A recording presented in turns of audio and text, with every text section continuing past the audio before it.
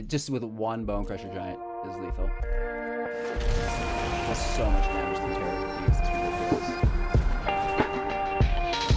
One might say even more than your player does. You could even Exalt Fury the Mammoth on the stack too. Nice. Oh man. Hey everybody, welcome back. Thanks for taking the time to watch Hello Good Game. I appreciate you. Make sure to like the video to show your support. Today we are playing with Termur Adventure using Obosh, the Preypiercer, as our companion. Let's find out more.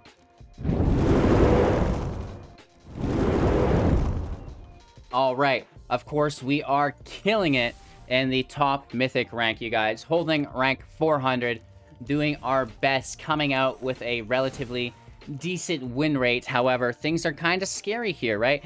We took a look at a Genesis Ultimatum deck that utilized a lot of control bounce situations like Into the Royal and, you know, Ugin, of course, as the minus everything effect. This is taking a sidestep away from that. I want to test how it compares against the Ugin version, which I know is very strong. It's basically an ETB. Ugin enters minus. There's your value. Whereas, you know, we do get into this specific build, which is not control oriented. This is an aggro variant. Again, very much so a mid-range deck, but, you know, an aggressive mid-range at that. It's not really looking to control the match. We're utilizing plenty of draws in the deck to try to find our Genesis Ultimatum still. But when we do cast that Ultimatum, instead of trying to, you know, get that Ugin, we are going towards Terror of the Peaks. And then Terror of the Peaks ability triggers when anything else enters in with it, and we can just deal a bunch of damage to our opponent this way, which will be really, really nice. And of course, like I mentioned before, we're using Obosh as our companion, which is just going to double the damage of everything that we're looking to do. So, you know, that's the general strategy and synergy. We're still cheating the hand into play on turn 4, which is really nice, you know, just as that life gain, as that draw, and just overall power increase through the +1/+1s. Before we break down the general strategies and synergies, you know, if you're not interested in that, I understand. Jump right to the gameplay footage. This is your chance. Run! Make sure to like, comment, subscribe to the channel to help support me along this journey. I appreciate the moments out of your day that you take to do this for me. Thank you, thank you, thank you. Now, let's break down in depth Obosh Adventures. How can you play this deck, no matter what rank you are, be successful at it, and climb into Mythic?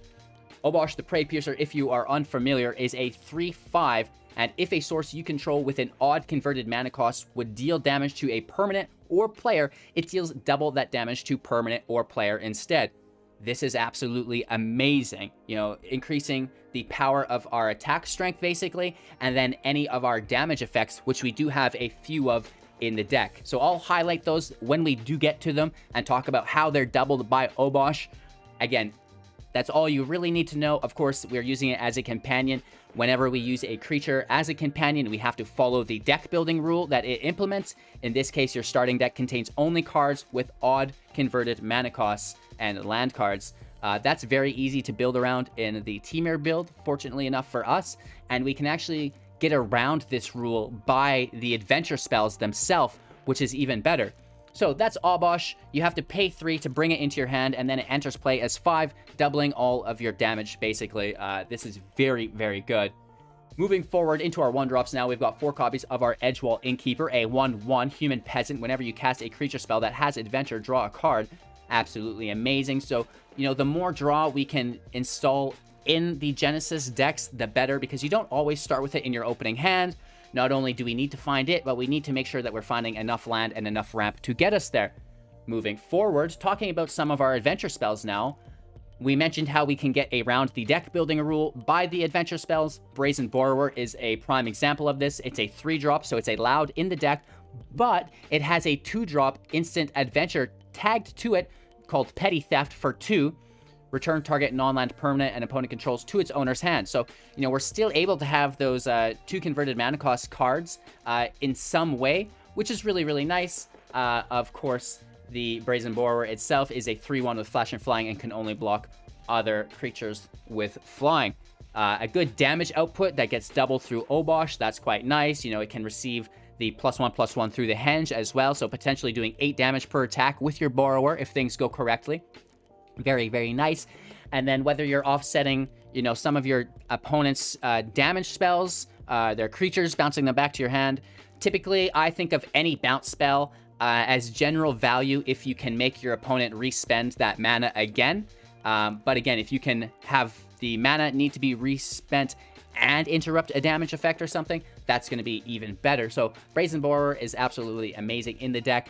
Not only does it have all that incorporated in on it, but again, it is the adventure creature, which would incorporate the draw from the Innkeeper when cast, which is nice. More adventure, the Bonecrusher Giant, a 4/3. Whenever it becomes the target of a spell, it will deal 2 damage to that spell's controller. It as well has a adventure at instant speed. Stomp for 2 mana. Damage can't be prevented this turn. Stomp deals 2 damage to any target. The Stomp damage can be doubled up by Obosh. And of course, the Giant, if the Henge is in play, enters as a 5/4, which would deal 10 damage on attack, which is just too much. We've got a single copy of Kazuul's Fury and the Cliffs, of course. The Cliffs is the land component of the MDFC coming in tapped, adding a red to our pool. The Kazuul's Fury is a 3 CMC instant speed. As an additional cost to cast this spell, sacrifice a creature. Fury does damage equal to the sacrificed creature's power to any target. Again, this damage will be doubled through Obosh, which is quite nice. We've got, you know, of course, the Beanstalk Giants to be throwing around with Fling to deal lethal damage in 1 hit, which is pretty cool. 4 copies of Cultivate at sorcery speed. Search your library for up to 2 basic land cards. Reveal those cards. Put them into the battlefield tapped, and or 1 into the battlefield tapped, and then the other in your hand, mind you. So, you know, again, this is in here for consistency. It's in here for ramp. We want to get as much land out as possible to play our Ultimatum at the very least on turn 7, but, you know, ideally, maybe even on turn 5, right? Moving on, 4 copies of Lovestruck Beast, another adventure card which will trigger the draw of the Innkeeper. This is a 5/5 that can only attack if we control a 1/1. Luckily for us, it does have Heart's Desire for 1 at sorcery speed as the adventure. Create a 1/1 white human creature token. We also have the Innkeeper, which can allow the Lovestruck Beast to attack. But if you play the Innkeepers on top of the Henge, they become 2/2. And the only thing that will allow you to attack is the Heart's Desire 1/1 human token.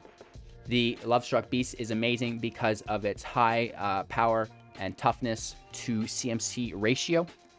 The same goes for Kazandu Mammoth, a 3/3 with landfall. Whenever a land enters the battlefield, the Kazandu Mammoth can get +2/+2 until the end of turn. And of course, the Valley on the MDFC side coming in tapped, adding a green to our pool. Talking about why these creatures are so powerful in just a moment. 2 copies of our Terror of the Peaks are only 5 drops, 5/4 with flying. Spells your opponents cast that target Terror of the Peaks cost an additional 3 life to cast, and whenever another creature enters the battlefield under our control, Terror of the Peaks will deal damage to that equal to that creature's power to any target. And of course, this is a stackable effect. I would love to have 4 copies in the deck, but I feel like it is more important to have the ramp, because what good is Terror if you can't play it? What good is Ultimatum if you can't play it? So, you know, you could go down to 3 Cultivates and use 3 Terrors if you wanted, but I find that there are enough ways to win going around that as well if it doesn't seem to pop off for you. So, again, the Terror damage gets doubled through Obosh. That's going to be enough to seal the deal in on itself. Into our more expensive cards now, the Beanstalk Giant for 7. Its power and toughness are equal to the number of lands we control. Fertile Footsteps for 3 at sorcery as the adventure. Search your library for a basic land card. Put it into the battlefield untapped, so you can use that mana this turn, and then shuffle your library. That's what's really nice about Fertile Footsteps, is that you can cast it for 3, you know, grab another force, and then cast your Innkeeper after it. Moving forward, the Genesis Ultimatum. 4 copies of this, sorcery speed for 7, 2 forests, 3 islands, 2 mountains. Look at the top 5 cards of your library. Put any number of permanent cards from among them into the battlefield. The rest on into your hand, I should say. And then exile the Ultimatum. Absolutely amazing. You know, we're looking to flash in Terror of the Peaks. And then, you know, just a bunch of creatures on top of that or with it. And then, you know, that damage will kill our opponent pretty easily. And we mentioned the Great Henge a few times. This spell costs X less to cast, where X is the greatest power among creatures you control. The CMC is 9, so we can reduce it by as much as 7. We can also tap it to add 2 green to our pool, gaining 2 life, and whenever a non-token creature enters the battlefield under our control, put a +1/+1 counter on it and draw a card. Amazing. Let's break down our land really quick. 3 islands, 2 mountains, 4 forests, 2 Riverglide Pathways, 4 Crown and Timber Crown Pathways, and 4 Ketria Triomes, followed up by 4 Fabled Passages to help us thin our library.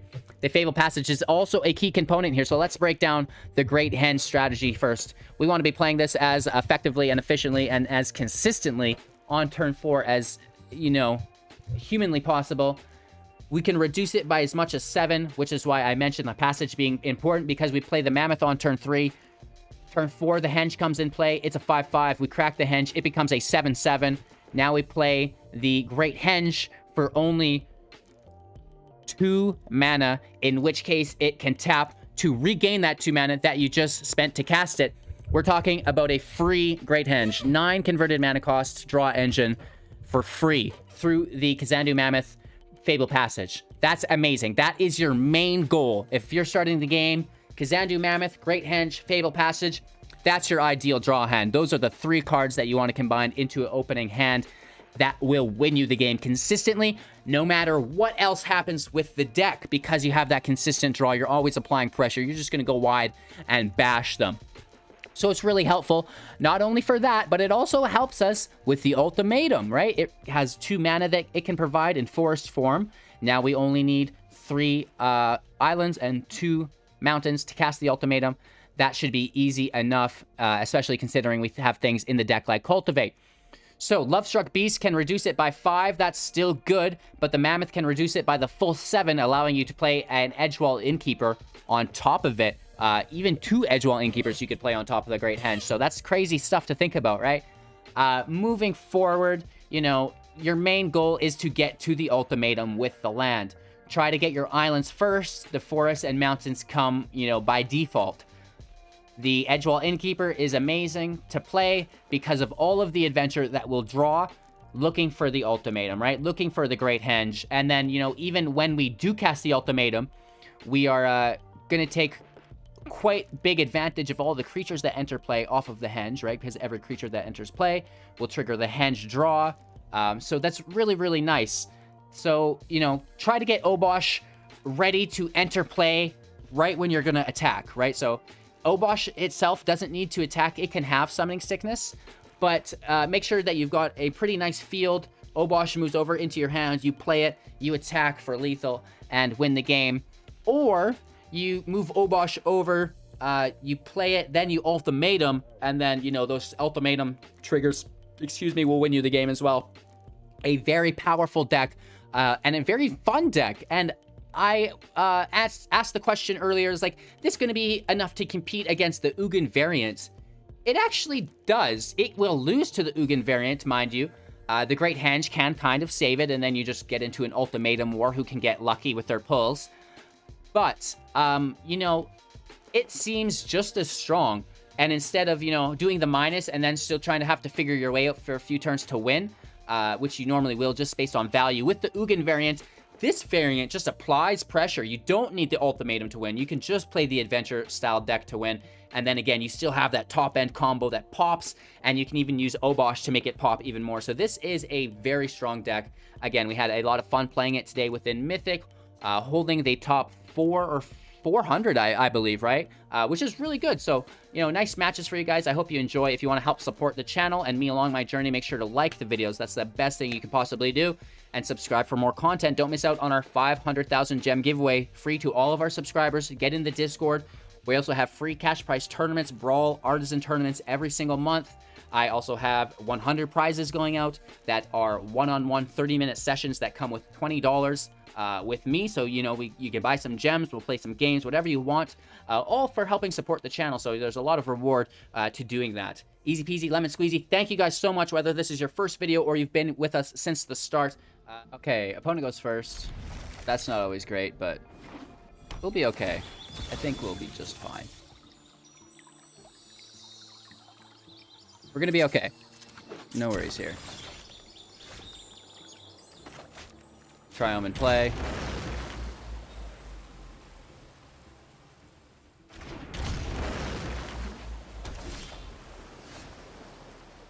Probably playing slow. But at the same time, what are they up to?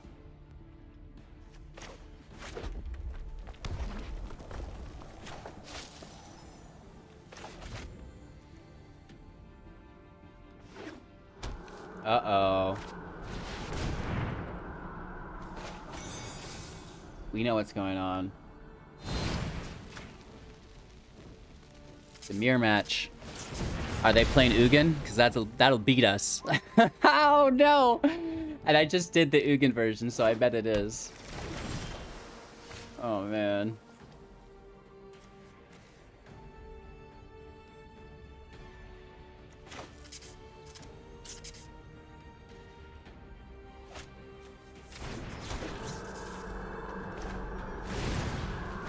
Maybe we need to go aggro on them.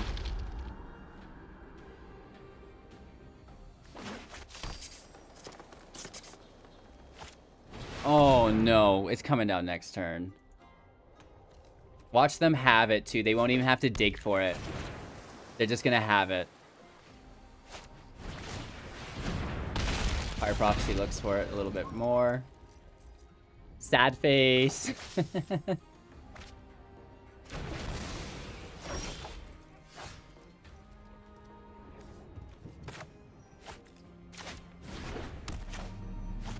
We're gonna do a little digging of our own. Again, if Ugin hits us next turn, it's just like, okay then.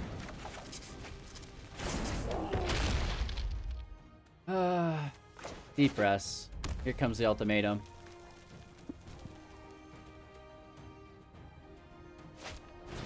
No! No ultimatum!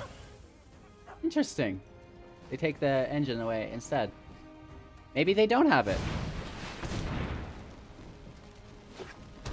Still not good.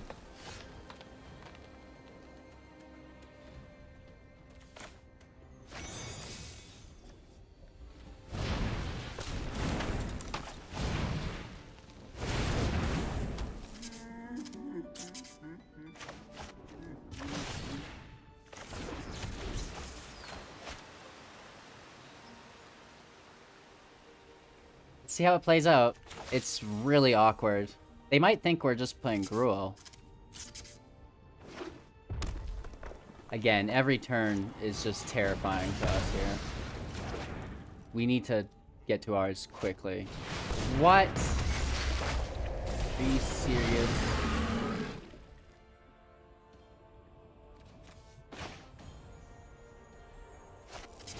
They're gonna get control of target permanent too. It's too much. It's too much.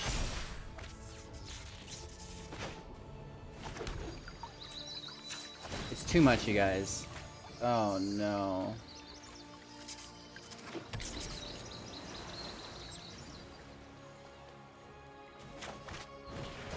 We have to just top deck lethal on them.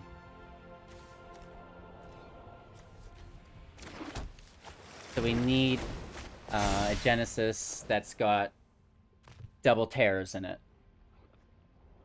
Stuff like this. Like terrors and Beanstalk Giants. It's gonna be messy. They can attack freely. Like, there's no drawback to attacking us here. 9 mana.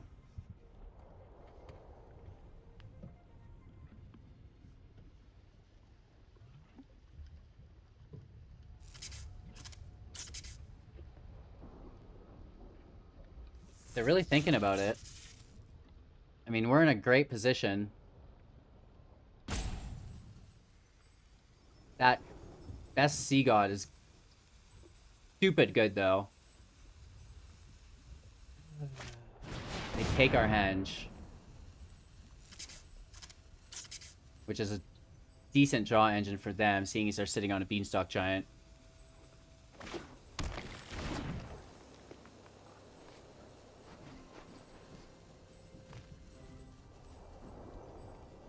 It's gonna be messy. It's gonna be really messy. They can play their Beanstalk Giant now, even. May as well. Right? Get after it.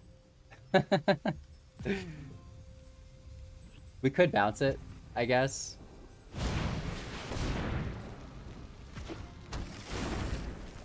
Alright, they just grabbed the land. Did they attack, finally? TikTok, bro. TikTok. Can we top deck an ultimatum? No.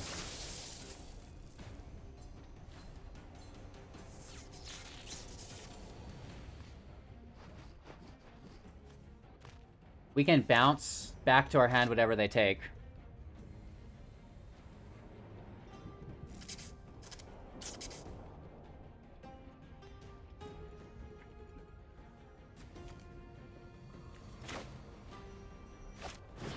It's messy.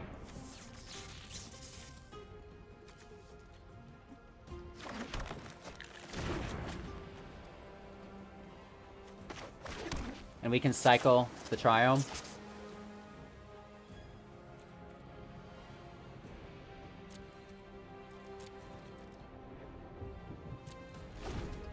Or we can flash in the Borrower for a draw as well. The Borrower might be better.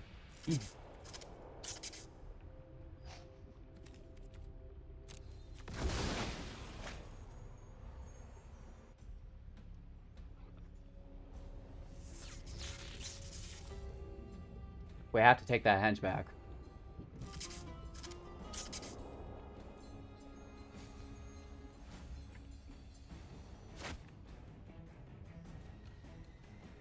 I hope they go to their attack phase first. As they should, right? That's how priorities should work. Right, they should go to their attackers before anything. But they might not. No. We're only going to give them one access to it. I'll take that back. We're the owner, they're the controller.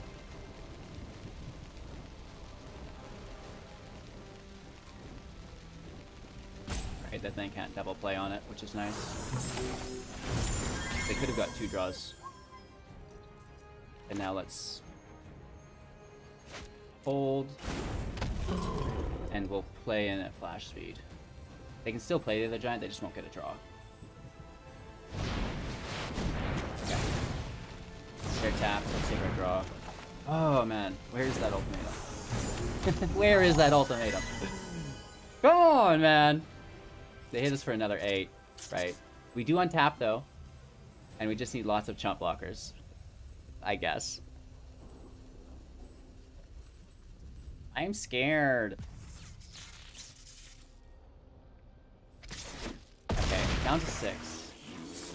Big draw, big draw. Big draw. Are they just sitting on a land?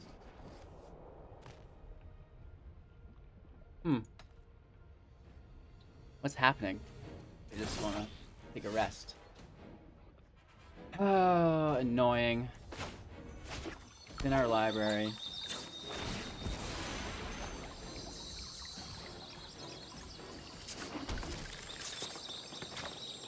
Engine play. Life gain's helpful.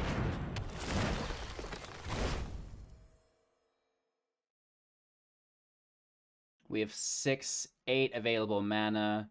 This pushes it to 9.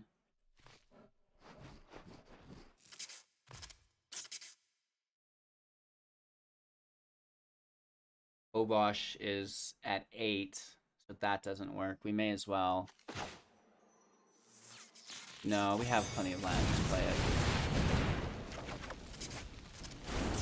Draw. Oh man, it's so hard to get.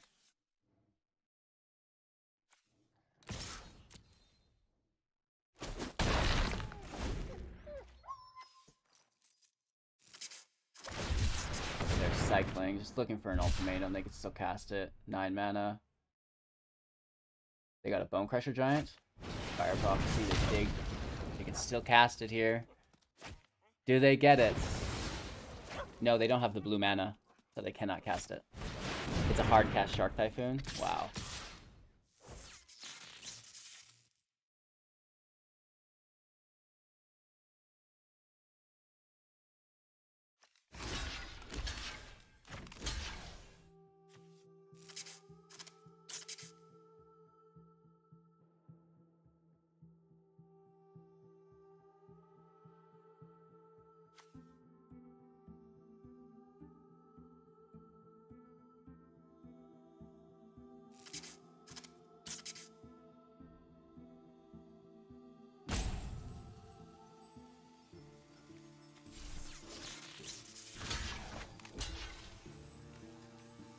We're gonna take the draw. We can pull new chump blockers pretty easily. There it is. Okay, so this We have 12 mana. Not enough to Obosh over. 13. And that would give us 10. Still not enough. Let's check it out. We can recast this, right? So we'll use it. We can use the mana again. We get another, which is nice. Can we double cast? The draw through the Henge is amazing. They're top decking. But they do have sharks. We need 2 blue. So we're in the same situation they were in, which is annoying.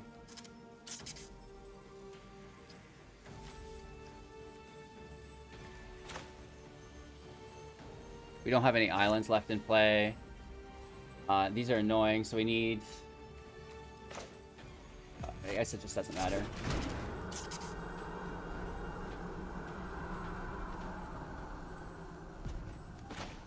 Let's bring Obosh over.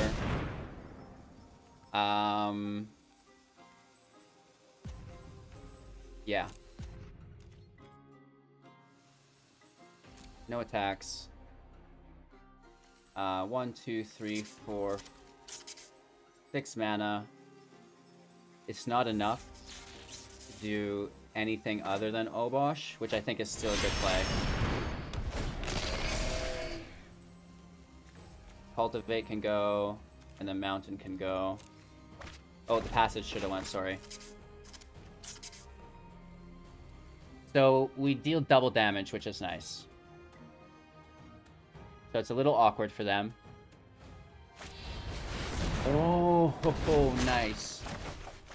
They might have lethal here, depending. That sucks. Into the Royal, saving the day. We're down to 4.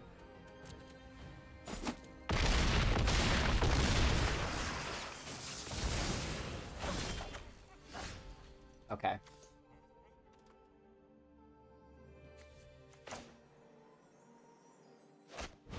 Terror in play.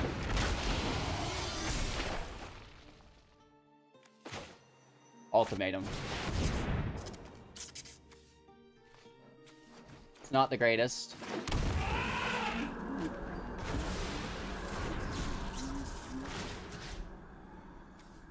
So this is dealing 3 damage. I guess let's kill the shark. Or should we double down on one of these things?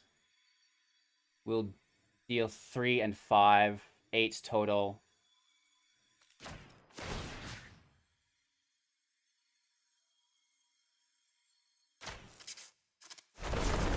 It's too bad it doesn't trigger. Oh, it does because the way it goes through. Oh, man.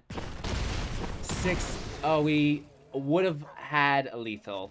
Oops. Oops. Can we grab another red source in play? Yes. We still might be able to get lethal here. LOL. We whiffed on that so hard. We whiffed on it so hard, you guys. But we still get it. But we still get it. Do your math. It's important. You don't always get lucky like that. So the issue there was, I thought the Mammoth was going to trigger as 3, but then like the targets went off on the stack, and then the land came in, and then the stack resolved. So it actually would have done 8 damage to our opponent. And then we could have done that other 6, you know, with the Lovestruck Beast, and then, you know, lots of other jazz. But a really good match, and, you know, we are holding rank for the most part, which is really nice, even though we're not using Ugin. Well, we know exactly what deck they're playing. It is the disgusting cycling deck. Let's see if we can beat our way through the flares. Turn 1 Fox? Of course it is. Always is. Goodness gracious. You get out of here, Foxy.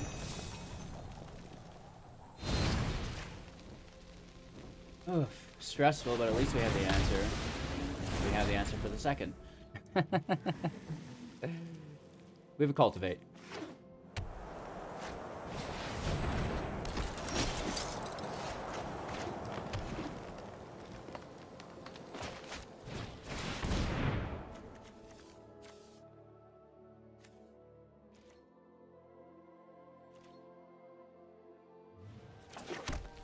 like that ultimatum sitting there.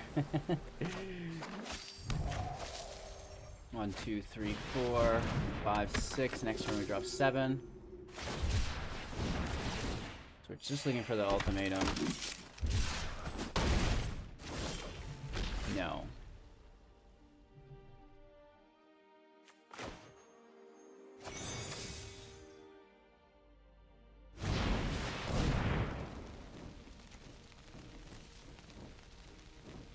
Another forest. We will have 3 available mana. Just play the giant. Or should we get the mammoth in play? Saying 5, we go to 7. Yeah, let's do the mammoth, I guess. Or we just straight up put up the blocker and then we're not trading. Yeah, let's just put the 5/5 in. Now we don't lose a blocker.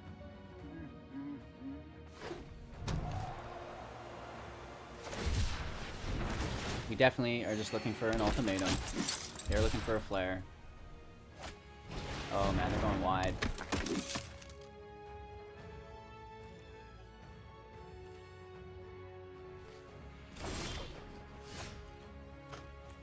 That still helps. That'll get us there. A little life gain doesn't hurt either.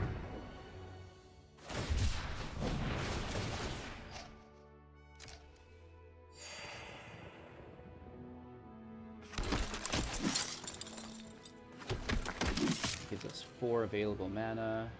I don't think we've played yet either. That pushes us to 5.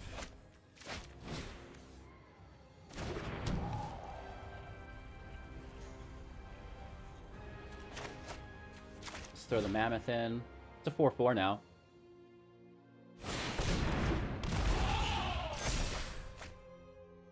Passage isn't great.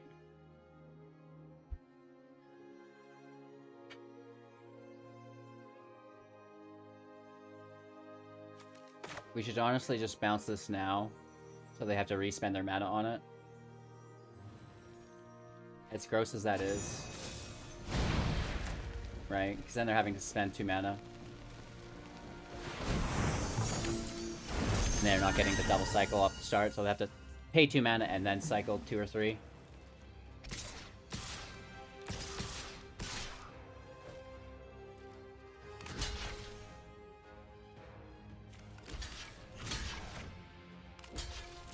Block, block, 3 damage.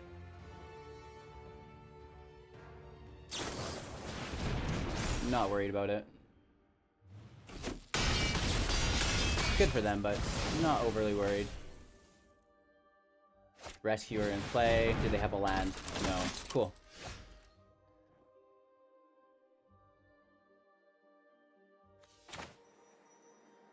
Start taking draws.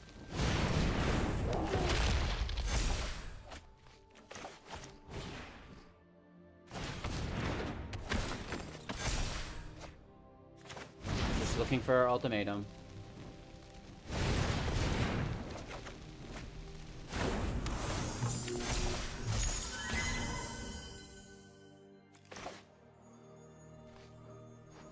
We should probably just thin our library of land. Is that going to be the best bet, or should we keep playing creatures? Keep playing creatures, I think. Let's thin here.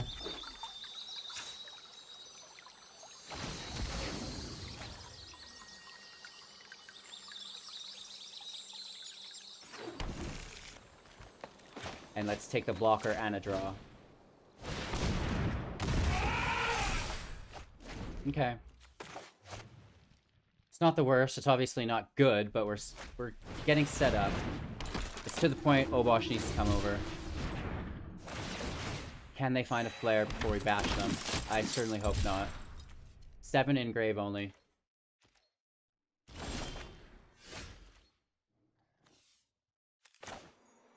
This activates our Lovestruck Beast. Let's take the draw. Double draw, in fact. Passage. Oh, come on, man. It's so hard to get. I guess we thin our library even more with the passage. Push up the Mammoth. We should probably just bring Obosh over, but I just want to go for that crazy draw.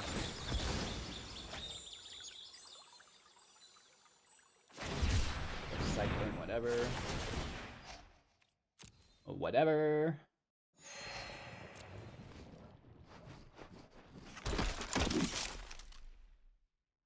Tokens, tokens, tokens. I wish we had a negate spell. Taking a forest here, I guess. Doesn't really matter. And we have 7 available mana. Let's bring this over for 3. And now we have 4 available mana for a double bounce, which I think is good. The draw is good too, but the double bounce, I just feel like... But let's take the draw because we brought an Obosh, so... The more damage we can get in play, the better. The better. There it is. Interesting. Let's get that in play as well. For another draw. So, even if they use the flare, we've gone, you know, above and beyond. We've accessed the nuclear launch codes. And we're certainly ready to smash. In style. Let's send the 8/8 in there, right? We're going to deal all the damage through our Brazen Borrowers. But it's still fun. There's a land. Either. Sustainability. They're running out of cards to cycle, though, is the thing. Right, you really want to make sure that you continue to cycle. Once you stop is when you run into trouble.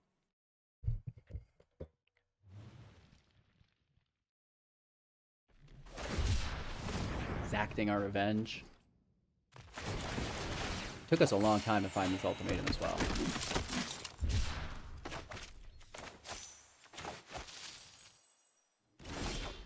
Ooh, another henge. So, land and play.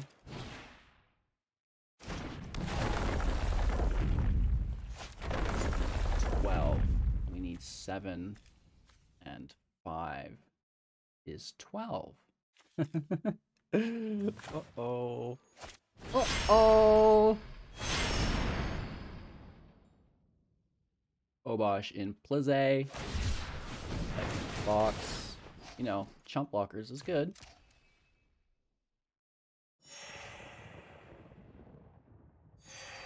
We could have even went in with the last borrower as well, but I think the ultimatum will do just as good. And this is before we're gonna have more land available too after the ultimate. Well,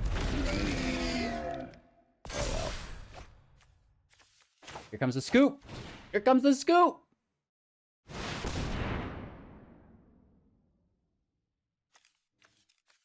We have a bunch of draw to play. Probably pull another ultimatum.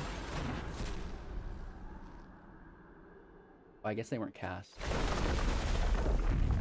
But the henge will still trigger. Which is fine. Terror of the Peaks, you're supposed to be in the battlefield.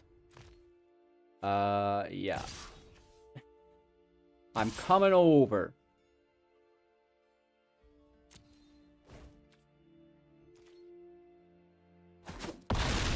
Over 16, lethal next turn. Land, henge. Well, actually, cultivate, henge. Let's be serious about this. Cultivates are dead cards right now. Terror of the Peaks and Kazuul's Fury is a, you know, combo to finish the game here as well.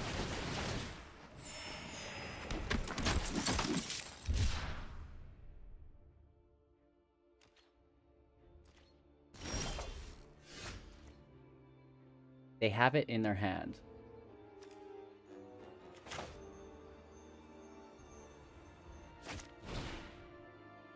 And when they target Obosh is when we strike.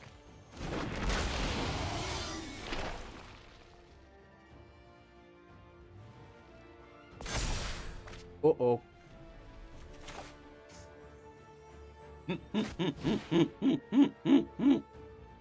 Uh-oh. Oh, that's lethal right there. It just with one Bonecrusher Giant is lethal. Does so much damage through Terror Peaks, it's ridiculous. One might say even more than your Flare does. We could even Kazuul's Fury the Mammoth on the stack too, because it's going to be massive. Oh man, right? We could have even tossed this Mammoth for another 20 damage. Woo! So there's some output here. You know, it's just maybe not as reliable as Ugin because you immediately just reset the field, which is a lot of fun.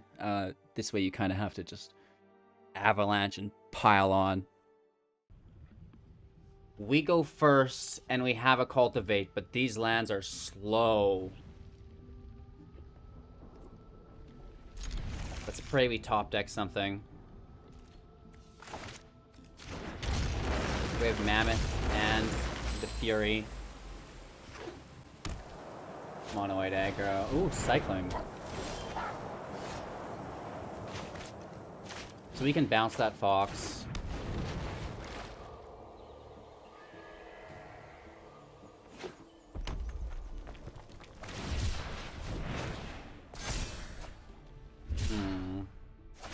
We have no counterspell for the Flare. Also no Graveyard Hate. That does help though.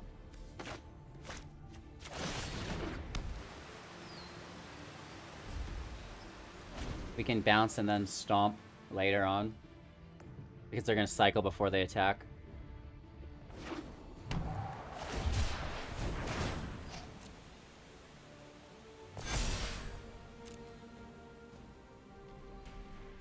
Fox gets so big, so quick.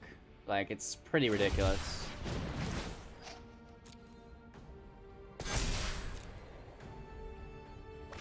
There's no way we don't get flared out here.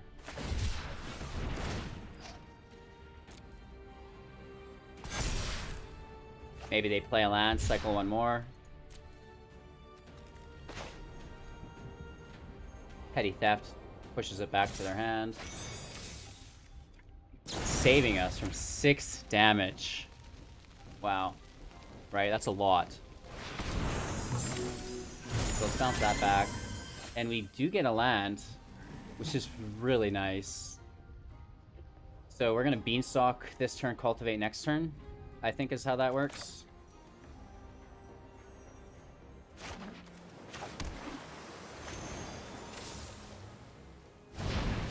We'll take another blue source here. Pass our turn. We have a Stomp available. We also have another Petty Theft.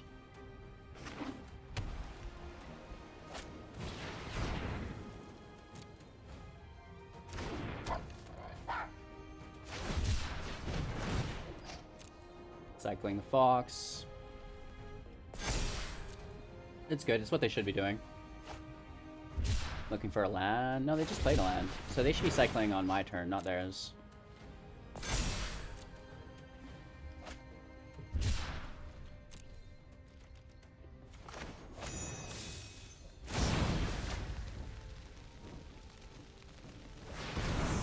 Let's just push it back, reset our mana.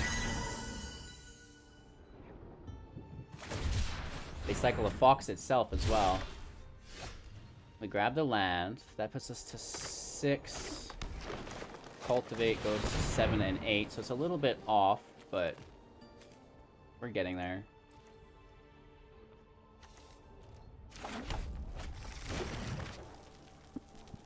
And now we start to have a little bit of fun with it, I think. Whether it be a defender or bringing Obosh in hand. Let's pass, we'll hold up the Giant, and we'll flash in a Borrower, if not the Stomp.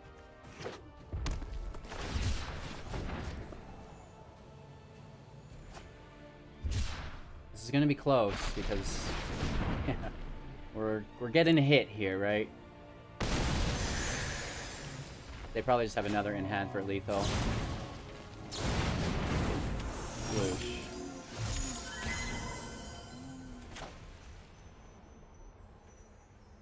Get after it.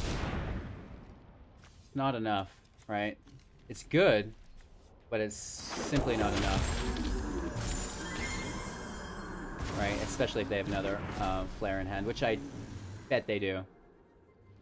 Which is so sad!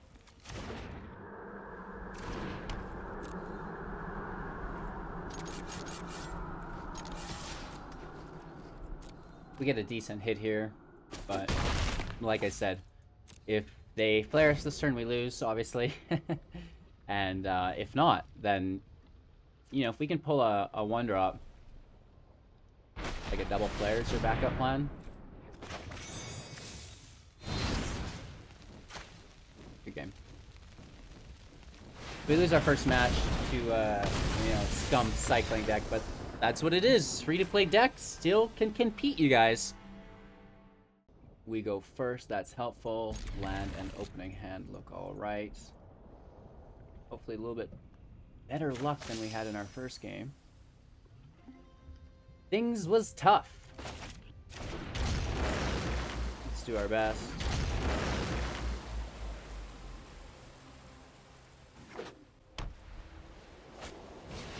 Mono white, gross. And we have no stomp. They might have a casket, but I doubt it. Since we're not doing anything, let's get this out of the way.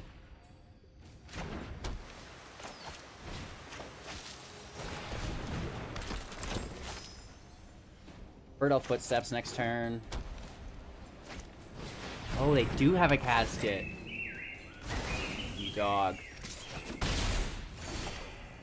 Ah, it's not so bad. I'll have to have another. Fertile Footsteps first. We can grab another green source. Play the Keeper.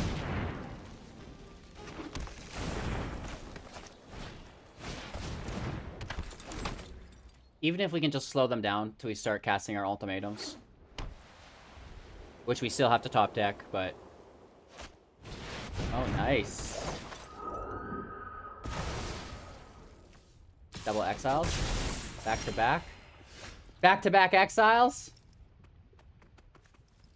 We could bounce it for 2 and then have 3.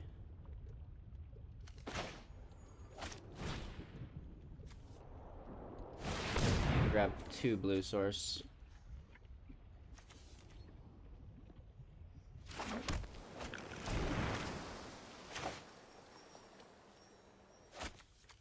Let's thin our library.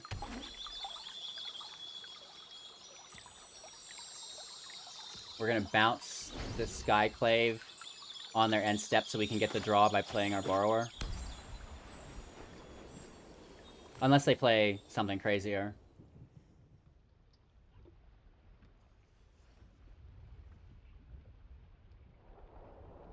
Oh no, we need to bounce the casket.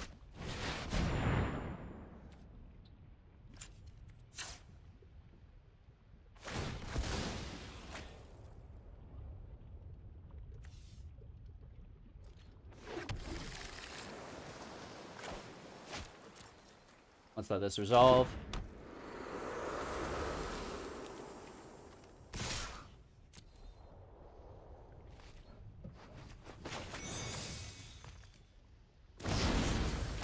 Bounce the casket. We need the draw. Right, if we don't find our way to an ultimatum, we just won't win.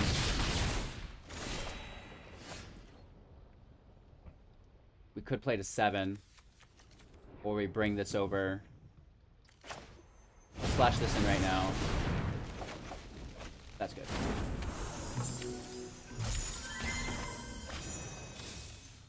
One in play. Play the mana. Now the beast is in. Getting another draw, of course. They're gonna take it away again, but we got to draw a couple cards. Getting these lands out of the way is really helping, I hope. 9.3% for an ultimatum.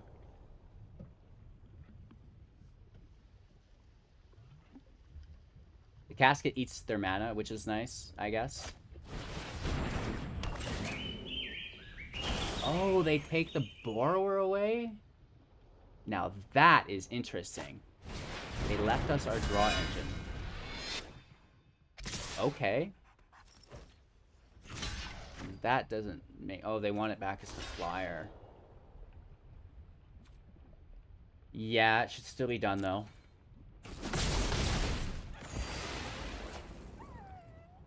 Roadmoth is annoying.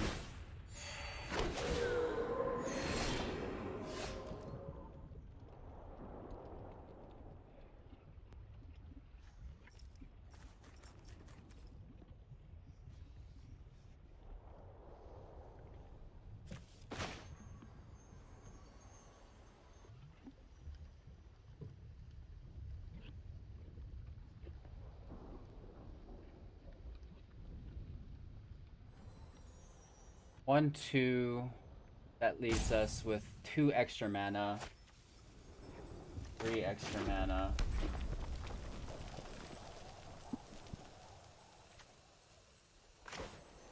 Let's get our Beanstalk Giant in play. All this land. No attacks.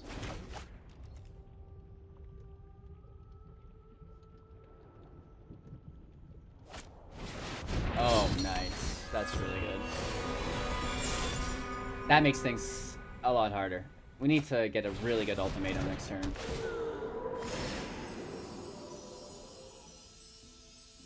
Definitely should have held up our Borrower. That's on me.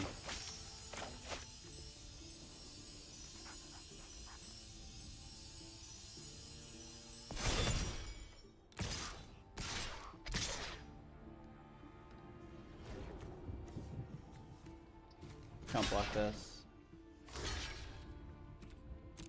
Taking 6. It hurts. It hurts.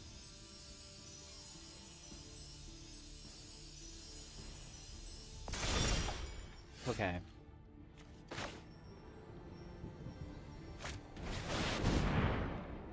No. Just rip. Nothing good enough.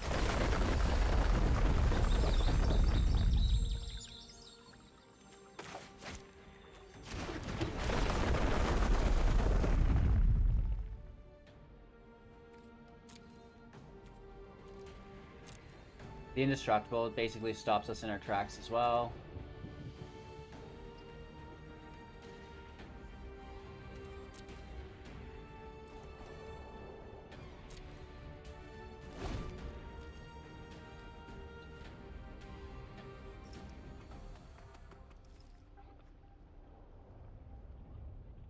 I mean, you guys gave me trouble for using Ugin, so I try not to use Ugin, and this is what happens.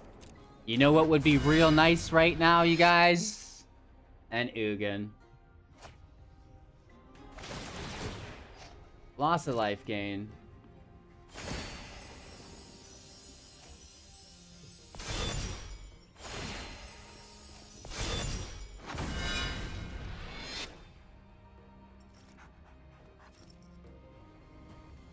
They're cycling Daxos, legendary rule.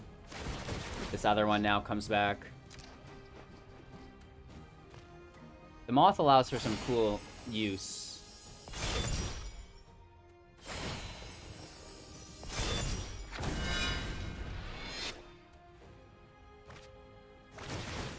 Wow. Nice, so they get lethal here just from cycling Daxos. Right, because the ability's double trigger.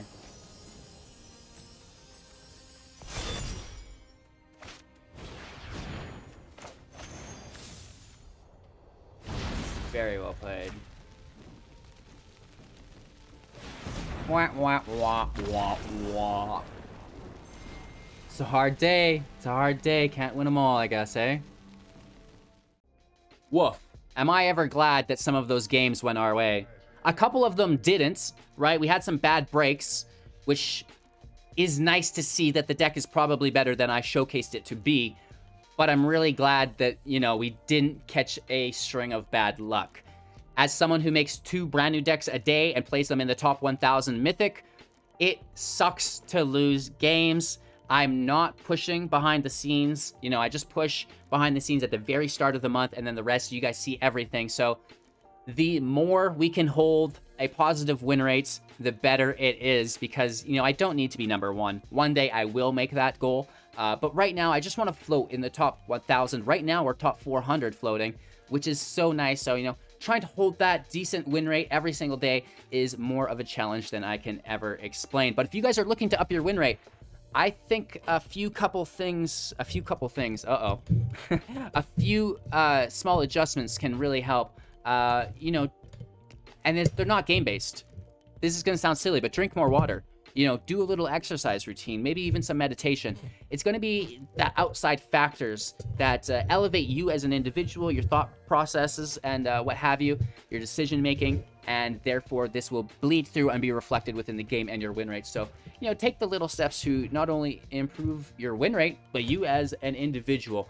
Thank you guys so much for your time and attention. Sorry if that was off-putting, just a thought for you for the day. Again, whether this is your first video or you've been here since the start, thank you so much. You're amazing. Absolutely love you guys. Looking forward to creating a bunch of really cool call time decks for you guys. And we're just limping along, right? We're limping along until call time. New deck, recycle one from months ago. New deck, kind of tweak it. New deck, adjust it.